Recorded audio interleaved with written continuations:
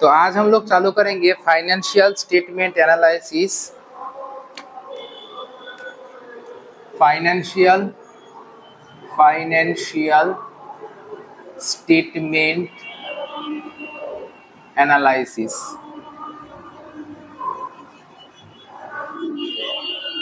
इसके अंदर में हम लोग क्या सीखेंगे आज? कंपनी का बैलेंस शीट। कंपनी का बैलेंस शीट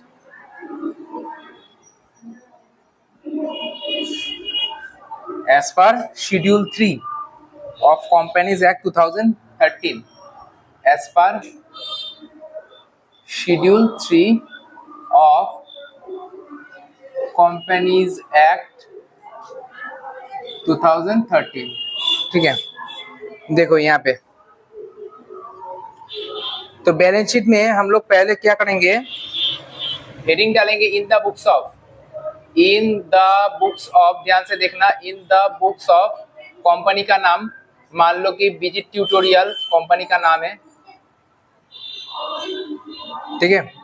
उसके नीचे बैलेंस शीट,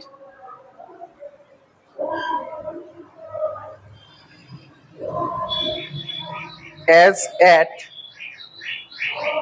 31 मार्च 2025, ठीक है, 31 मार्च 2025।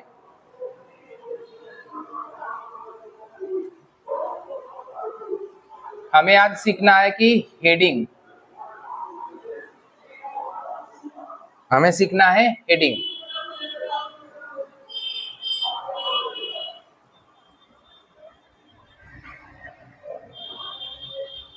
करेंट ईयर, प्रीवियस ईयर, ठीक है, और इधर नोट नंबर, इधर पार्टिकुलर।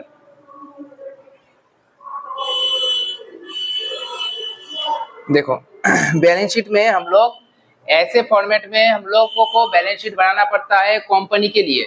इधर बात नहीं करना, इधर देखो, कंपनी का अगर बैलेंस शीट बनाना है तो इस फॉर्मेट में बैलेंस शीट बनेगा। अगर सोल प्रोप्राइटरशिप बिजनेस हो तो हम लोग ऐसा बैलेंस शीट, मतलब पुराने स्टाइल में बैलेंस शीट बनाएंगे जहाँ पे इधर लायबिलिटी होता है, इधर एसेट होता है। लेकिन कंपनी का बैलेंस शीट अगर बनाना है तो as per schedule 3 companies act 2013 के तहत हम लोग को इस तरीके से बैलेंस शीट बनाना पड़ेगा, जहाँ पे particular, note number, current year और प्रीवियस ईयर। चलो प्रीवियस ईयर का कोई मुद्दा नहीं है, प्रीवियस ईयर नहीं रहेगा, लेकिन समझाने के लिए कैसा फॉर्मेट होता है मैं पूरा फॉर्मेट दिखा रहा हूँ। करंट ईयर में ही हम लोग सब काम करेंगे, ठीक है। जैसे कि पहले आता है, एक नंबर देके हम लोग लिखेंगे equity, equity and liability, equity and liability, equity and liabilities, equity and liabilities. एक नंबर देके हम लोग लिख लिए। इसके अंडर में हम लोग लिखेंगे, इसके अंडर में हम लोग लिखेंगे, अच्छा, इक्विटी एंड लायबिलिटी को मैं ऐसा बुलेट मार्क दे देता हूं, ठीक है, ऐसा बुलेट मार्क,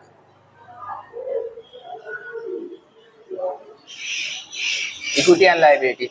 इसके अंडर में हम लोग एक नंबर देके लिखेंगे shareholders fund, shareholders fund. कैसे बैलेंस शीट लिखा जाता है पहले देखो, shareholder fund, colon dash.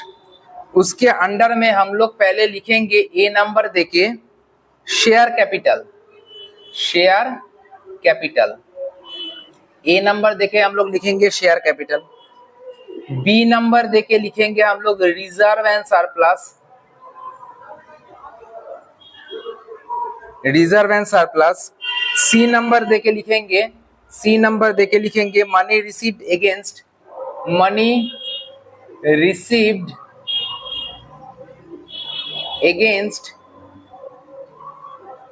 Against share warrant, share warrant, money received against share warrant, ठीक है। उसके बाद दो नंबर देके, एक के नीचे सीधा दो नंबर देके हम लोग लिखेंगे share application money pending allotment, share application money pending allotment, ठीक है ना। तुम देखते रहो, मैं लिख रहा हूं, उसके बाद मैं समझाऊंगा। 3 नंबर में non current liabilities. Non current liabilities, non current liabilities के अंडर में हम लोग लिखेंगे ए नंबर देके long term borrowing, long term borrowing, long term borrowing. B number देके लिखेंगे long term provision, long term provision, long term provision. C number देके लिखेंगे deferred, DEFFERED, deferred tax liabilities, tax liabilities. D number देके लिखेंगे other long term liabilities, other long term liabilities, ठीक है। 3 के बाद हम लोग 4 नंबर देंगे। 4 नंबर देके लिखेंगे करेंट लायबिलिटीज, करेंट लायबिलिटीज। इसके अंडर में हम लोग ए नंबर देके लिखेंगे short term borrowing, short term borrowing, short term borrowing. B number देके लिखेंगे short term provision, short term provision. C number देके लिखेंगे trade payable, trade payable. D number देके लिखेंगे other current liabilities, other current liabilities, ठीक है। और करने के बाद यहाँ पे हम लोग लिखेंगे टोटल, यहाँ पे हम लोग लिखेंगे टोटल। तो ये लाइबिलिटी का साइड में ऐसा सिस्टम से हम लोगों को लिखना पड़ेगा। अब हम लोगों को आना पड़ेगा एसेट के साइड पे, ठीक है। ऐसा ही कॉलम, मतलब इसके बाद कंटिन्यू हो रहा है, ठीक है। इसके बाद ये कंटिन्यू हो रहा है।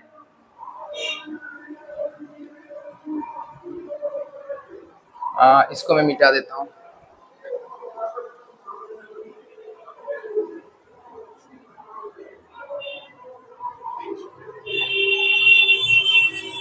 ये नोट नंबर के लिए जगह, ये प्रीवियस ईयर के लिए जगह। ये नोट नंबर है, ये करेंट ईयर है, ये प्रीवियस ईयर है, और ये पार्टिकुलर्स है। तो पहले हम लोग लिखेंगे एसेट्स, तो ऐसे बुलेट साइन देके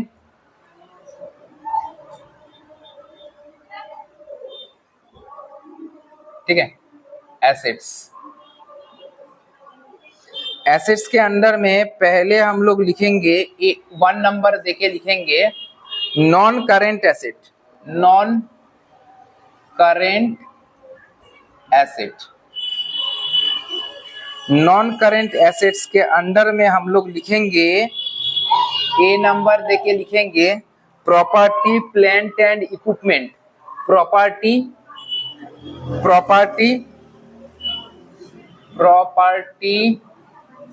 प्लांट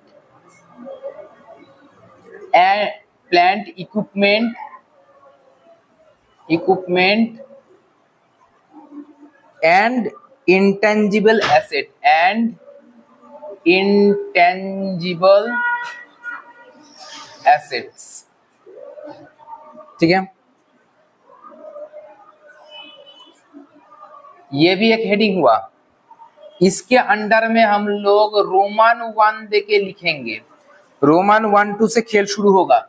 इसके अंडर में हम लोग लिखेंगे property plant and equipment, property plant and equipment, ठीक है।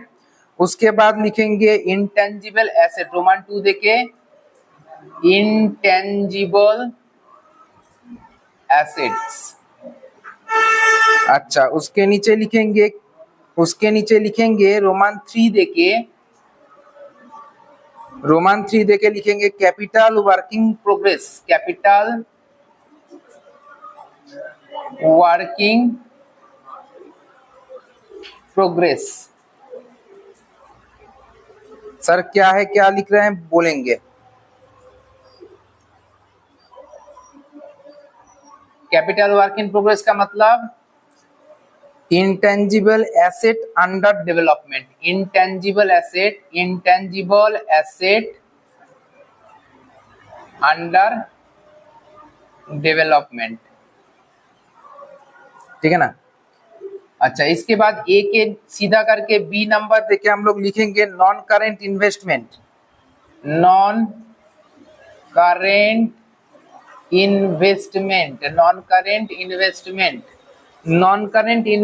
में हम लोग सर लिखेंगे जो भी लॉन्ग टर्म का इन्वेस्टमेंट है वो सब लिख देंगे हम लोग। उसके बाद सी देके हम लोग लिखेंगे, रुक जाओ।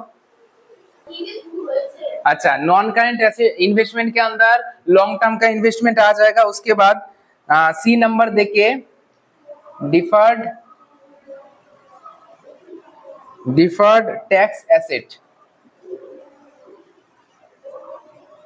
ये आएगा। उसके बाद डी नंबर देके long term loan and advance. Long term loan and advance, ठीक है। उसके बाद ई देके other non current asset. Other non current asset, ठीक है, हो गया। अब 2 नंबर देके करेंट एसेट। करेंट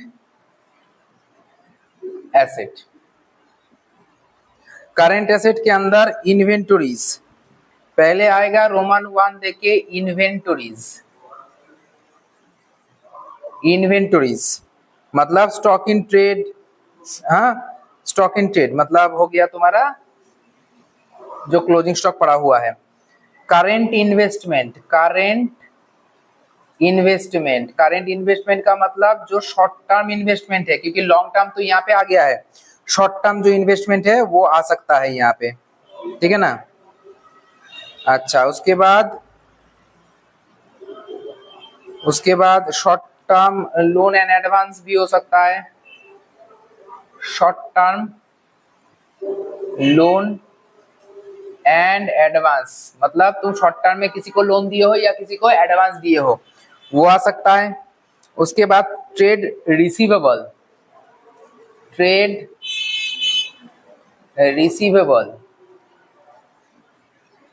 ये आएगा। उसके बाद सर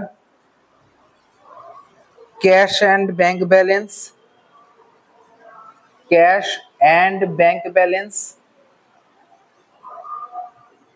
उसके बाद सर अदर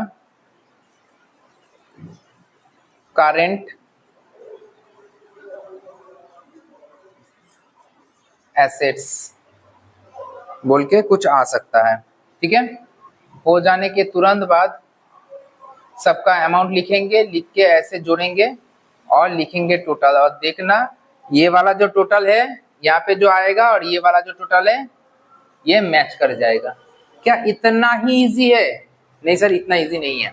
ध्यान से सुनो, बात ये है कि ये ओवरव्यू है, मतलब ऐसा चीज आ सकता है। इसके अंदर में भी बहुत सारा चीज है, मतलब कोई भी अमाउंट यहाँ पे सीधा डायरेक्टली बैठा दोगे नहीं, इसके लिए नोट नंबर करना पड़ेगा, नोट अलग से बनाना पड़ेगा।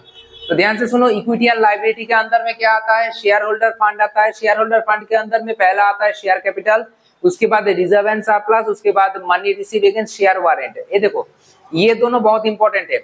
इक्विटी एंड लायबिलिटी के अंदर शेयर होल्डर फंड, उसके अंदर में तुम्हारा शेयर कैपिटल हो गया, रिजर्व एंड सरप्लस हो गया, याद रखना पड़ेगा तुम्हें, ठीक है। उसके बाद share application money pending allotment, मतलब जो कि शेयर एप्लीकेशन मनी का अलॉटमेंट वाला पैसा जो अभी तक नहीं मिला है वो यहाँ पे आ सकता है, ठीक है ना। उसके बाद क्या है, नॉन करंट एसेट, मतलब जो नॉन करंट लाइबिलिटी, मतलब जो करंट लाइबिलिटी नहीं है, मतलब लॉन्ग टर्म के लिए लाइबिलिटी लिए हो, मतलब लॉन्ग टर्म तुम बोरोइंग किए हो, लॉन्ग टर्म के लिए मतलब लोन लिए हो, लॉन्ग टर्म का कुछ प्रोविजन करके रखे हो, कुछ टैक्स लाइबिलिटी बाकी बचा हुआ है वो tax liability, other long term liability अगर कुछ है तो ये सब नॉन करंट लाइबिलिटी के अंदर आता है। करंट लाइबिलिटी के अंदर मतलब शॉर्ट टर्म का बात, शॉर्ट टर्म प्रोविजन, जैसे कि लॉन्ग टर्म, यहाँ पे short term long term borrowing था तो short term borrowing, long term provision था शॉर्ट टर्म प्रोविजन, उसके बाद ट्रेड पेबल आ सकता है, अदर करंट लाइबिलिटी आ सकता है। तो फिर से एक बार इसको गो थ्रू करते हैं। इक्विटी एंड लाइबिलिटी के अंदर पहला क्या आता है, पहला शेयर होल्डर फंड आता है। शेयर होल्डर फंड के अंदर क्या आता है, इक्विटी शेयर कैपिटल या शेयर कैपिटल और रिजर्व एंड सरप्लस आ जाता है।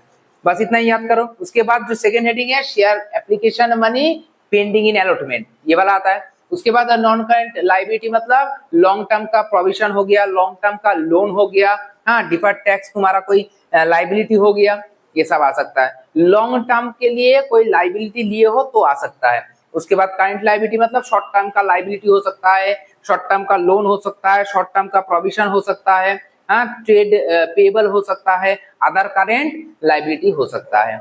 इसके बाद आ जाओ एसेट की तरफ। एसेट की तरफ और थोड़ा सा लोचा है।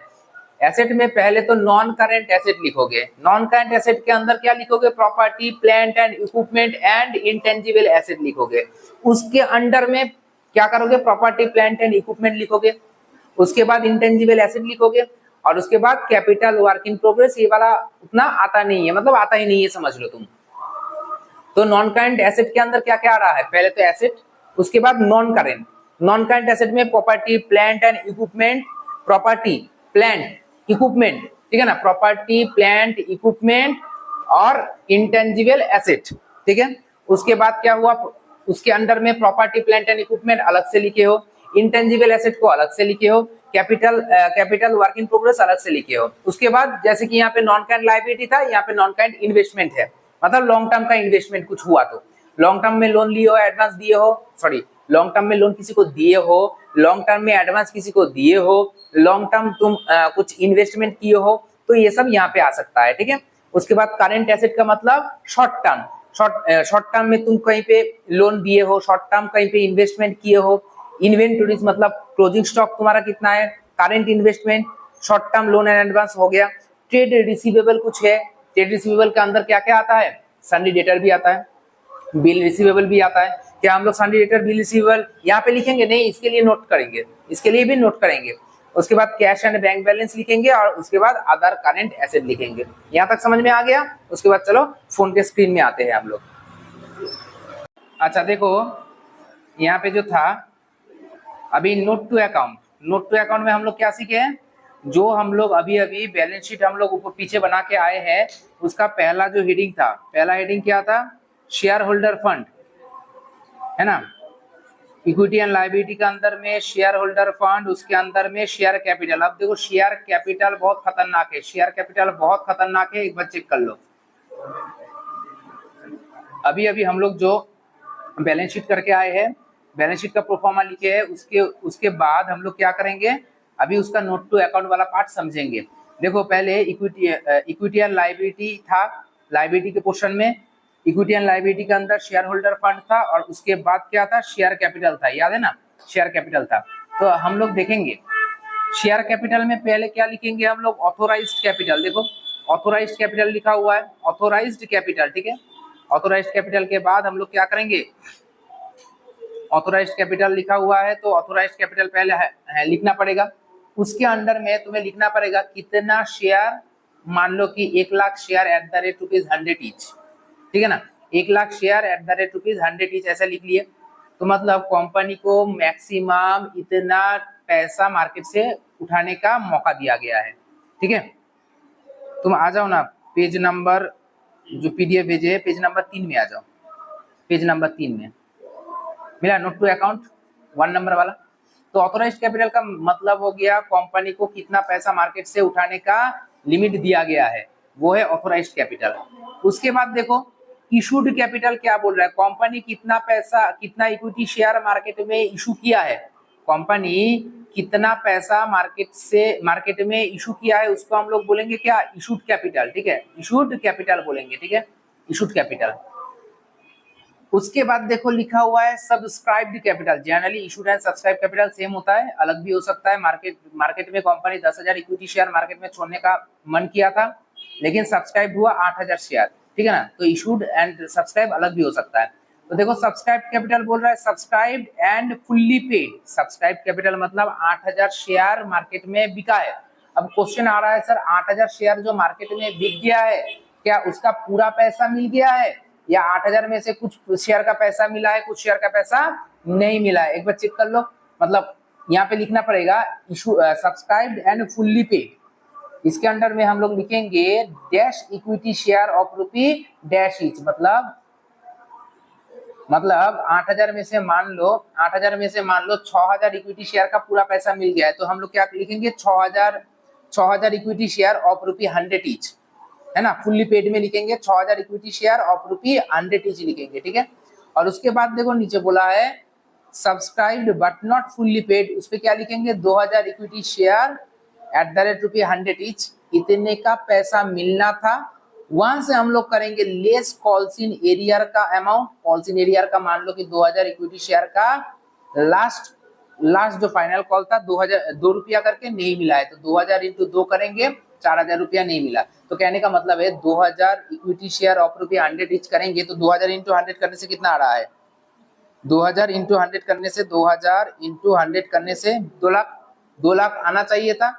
Less calls in arrear 2,000 into मान लो 2 रुपया करके नहीं मिल रहा है तो 4,000 रुपया नहीं मिल रहा है, ठीक है ना। तो कितना ऊपर में कितना था 2 लाख माइनस 4,000 1,96,000 दाहिने तरफ लिख देंगे। तो कहने का मतलब समझो शेयर कैपिटल में सबसे डिफिकल्ट वाला पार्ट है। ऑथोराइज्ड कैपिटल का मतलब है कंपनी जितना पैसा मार्केट से उठाने का परमिशन उसको मिला है, इसको हम लोग बोलेंगे ऑथोराइज्ड कैपिटल, ठीक है।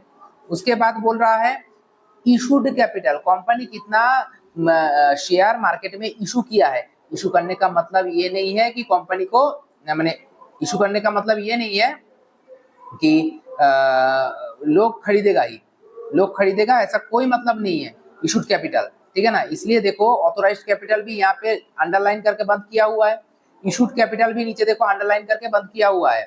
लेकिन सब्सक्राइब कैपिटल में देखो सब्सक्राइब एंड फुल्ली पेड में अंडरलाइन करके बंद नहीं किया है, वो दाहिने तरफ क्या किया है, दाहिने तरफ देख लो एक बार, इधर देखो तो यहाँ पे देखो डॉट डॉट देके छोड़ा है। और subscribe but not fully paid में भी जितना पैसा आना चाहिए था 2 लाख, वहां से कॉल्स इन एरियर का पैसा माइनस करके दाहिने तरफ रखा है और ये अमाउंट जोड़ के यहाँ पे वो लिखा है, ठीक है ना। कहने का ये मतलब हुआ। नेक्स्ट पेज में आ जाओ, देखो नेक्स्ट पेज क्या बोल रहा है।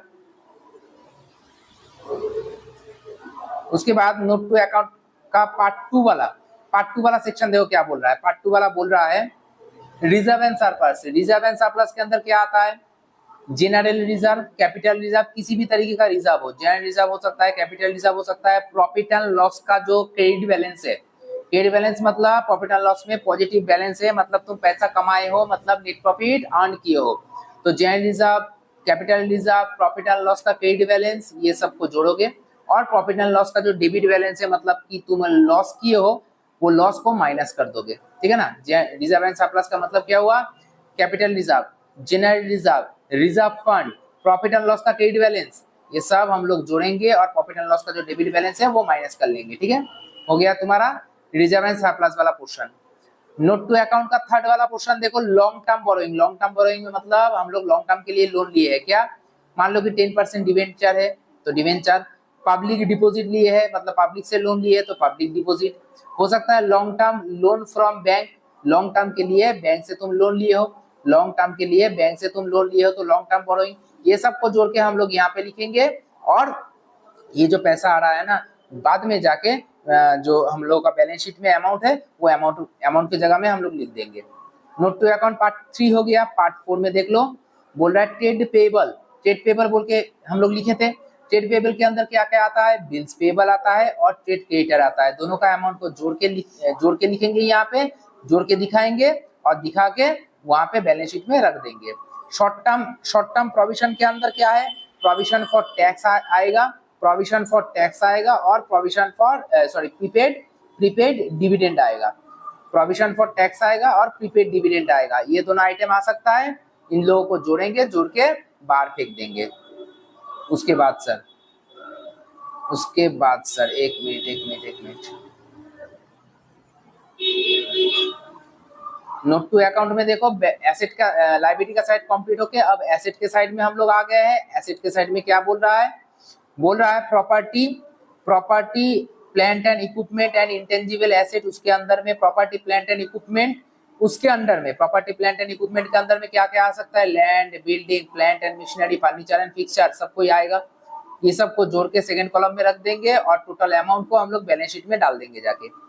इंटेंजिबल एसेट के अंदर क्या आ सकता है, goodwill, patent, trademark, copyright, know how, ये सब आ सकता है, ठीक है ना। ये सब को हम लोग जोड़ेंगे, अमाउंट दिया रहेगा क्वेश्चन में, जोड़ के हम लोग क्या करेंगे, वहां पे बैलेंस शीट में लिख देंगे।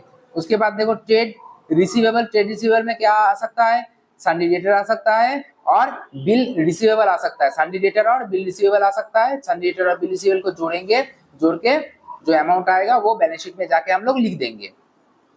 उसके बाद देखो लास्ट वाला जो सेक्शन है क्या है, इन्वेंटरीज के अंदर क्या आ सकता है, स्टॉक आ सकता है, लूज टूल आ सकता है, ठीक है ना। वर्क इन प्रोग्रेस का कुछ आइटम है तो वो भी आ सकता है, वर्क इन प्रोग्रेस हो रहा है मतलब कोई काम चल रहा है, ठीक है ना, उसका कोई स्टॉक बचा हुआ है तो वो सब भी आ सकता है इन्वेंटरीज के अंदर। तो ये सब को जोड़ेंगे, लिखेंगे और बाहर बैलेंस शीट में डाल देंगे।